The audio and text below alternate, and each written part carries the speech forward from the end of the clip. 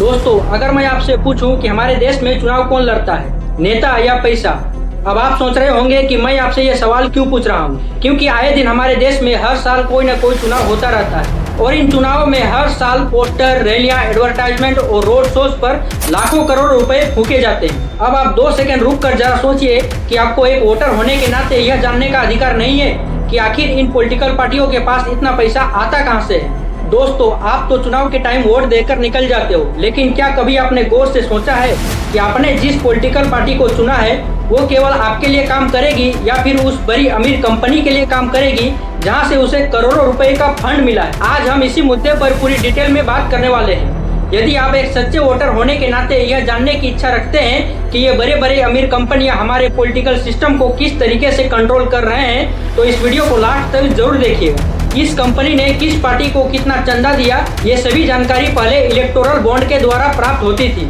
जहां पर पब्लिक को केवल आधा अधूरा ही जानकारी प्राप्त होता था। इसी सिस्टम को 2024 में सुप्रीम कोर्ट ने अमान्य घोषित कर दिया है और इसके जगह एक नया योजना लागू किया था जिसे अभी के टाइम में इलेक्टोरल ट्रस्ट के नाम से जाना जाता है। अब हाल ही में इंडियन इलेक्शन कमीशन ने फाइनेंशियल ईयर 2024-25 के लिए नया इलेक्टोरल ट्रस्ट रिपोर्ट जारी किया है, जिसमें पूरा मेंशन किया गया है कि किस कंपनी के द्वारा किस पार्टी को कितना चंदा दिया गया है। इसी रिपोर्ट के अनुसार अकेले बीजेपी को 3112 करोड़ का चंदा मिला है, जो टोटल ट्रस्ट फंड का 82% है। यानी कि टोटल ट्रस्ट फंड का 82% अकेले बीजेपी को मिला है। वहीं कांग्रेस को 299 करोड़ का फंड दिया गया है, जो टोटल ट्रस्ट फंड का 8% से भी कम है। भाजपा को प्रूडेंट ट्रस्ट से 2180 करोड़ का फंड मिला है। वहीं प्रोग्रेसिव ट्रस्ट के द्वारा भाजपा को 757 करोड़ का फंड दिया गया है, जबकि कांग्रेस को प्रूडेंट ट्रस्ट के द्वारा 216 करोड़ और प्रोग्रेसिव ट्रस्ट के द्वारा 77 करोड़ का फंड दिया गया है। वहीं डेमोक्रेटिक ट्रस्ट के द्वारा भाजपा को 150 करोड़ का फंड दिया गया है, जबकि कांग्रेस को मात्र 5 करोड़ का फंड मिला है। हम आपको बता दें कि अलग अलग नाम की इलेक्टोरल ट्रस्ट एक रजिस्टर्ड संस्था होती है, जो अलग अलग कॉर्पोरेट कंपनियों से लिमिट रूप में कैश लेती है और यही कैश फिर पॉलिटिकल पार्टियों को देती है। यानी कि इस सिस्टम में भी कॉर्पोरेट कंपनियां डायरेक्ट रूप से पॉलिटिकल पार्टियों को फंड नहीं दे सकती है। हाल ही में इंडियन इलेक्शन कमीशन ने जो नया इलेक्टोरल ट्रस्ट रिपोर्ट जारी किया है, उसके अनुसार जिन कंपनियों ने ट्रस्ट को फंड दिया है उनमें टॉप कंपनियां शामिल है mega engineering and infrastructure limited, Jindal steel and power, Aurobindo pharma और भारतीय एयरटेल शामिल है। दोस्तों, क्या आपने कभी सोचा है कि ये बड़े बड़े कॉर्पोरेट कंपनियां इन पॉलिटिकल पार्टियों को करोड़ों रुपए में चंदा क्यों देती है? इसके पीछे कई बड़े रहस्य और कारण होते हैं, जिसे जानने के बाद शायद आप भी सोचने पर मजबूर हो जाओगे।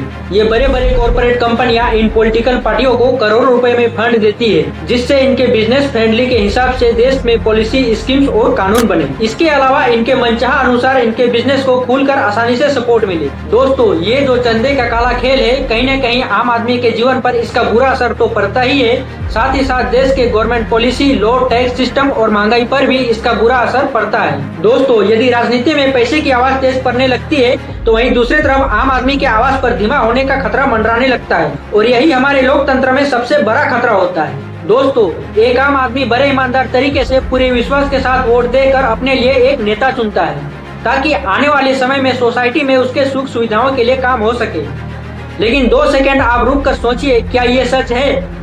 बिल्कुल नहीं। सच हमेशा ही इसके उल्टा होता है, क्योंकि इन पॉलिटिकल पार्टियों के ऊपर बड़े बड़े अमीर कंपनियों का योगदान बहुत बड़ा होता है और आम आदमी का योगदान बहुत ही छोटा होता है, या फिर कई बार तो नहीं के बराबर ही होता है। इसलिए कहीं न कहीं हमारे देश में जब भी नया स्कीम्स, पॉलिसी या कानून बनती है, तो हमेशा इन अमीर कंपनियों के फायदे को ध्यान में रखकर ही बनती है। वहीं आम आदमी के लिए कुछ छोटे मोटे काम ही किए जाते हैं, या फिर भ्रष्टाचार के ताकत के सामने कई बार ये काम भी गायब हो जाते हैं। इसलिए कहीं न कहीं हमारे देश में जब भी नया स्कीम्स, पॉलिसी और कानून बनती है, तो हमेशा इन अमीर कंपनियों के फायदे को ध्यान में रखकर ही बनती है। वहीं आम आदमी के लिए कुछ छोटे मोटे काम ही किए जाते हैं, या फिर भ्रष्टाचार के ताकत के सामने कई बार ये काम भी गायब हो जाते हैं। और इसी कारण कहीं न कहीं आज भी हमारे देश में पॉलिटिकल और गवर्नमेंट सिस्टम इन अमीरों के इर्द गिर्द ही घूमती है। तो दोस्तों, आज के लिए बस इतना ही। अब मिलते हैं किसी दूसरे वीडियो में किसी दूसरे मुद्दे के साथ।